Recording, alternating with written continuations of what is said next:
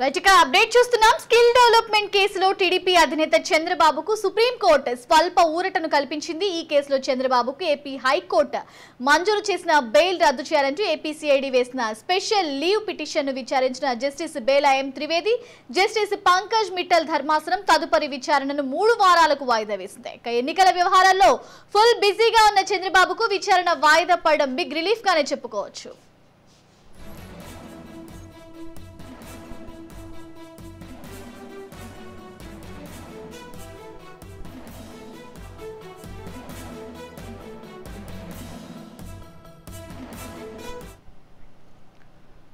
Skill కేసులో గత ఏడాది సెప్టెంబర్లో చంద్రబాబును అరెస్ట్ చేశారు. ఆ తర్వాత చంద్రబాబుకు విజయవాడలోని ఏసీబీ కోర్టు రిమాండ్ విధించింది.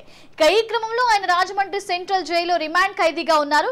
ఇదే సమయంలో ఆయన బెయిల్ కోసం ఏపీ హైకోర్టును ఆశ్రయించారు. ఈ క్రమంలో ఇరువైపు వాదనలు విన్న హైకోర్టు చంద్రబాబుకు తొలుత తాత్కాలిక బెయిల్ మంజూరు చేసింది. ఆ తర్వాత దాన్ని రెగ్యులర్ బెయిల్ గా మార్చింది. దీంతో చంద్రబాబు బెయిల్ ను రద్దు చేయాలంటూ ఏపీ సిఐడి సుప్రీంకోర్టులో పిటిషన్ వేసింది.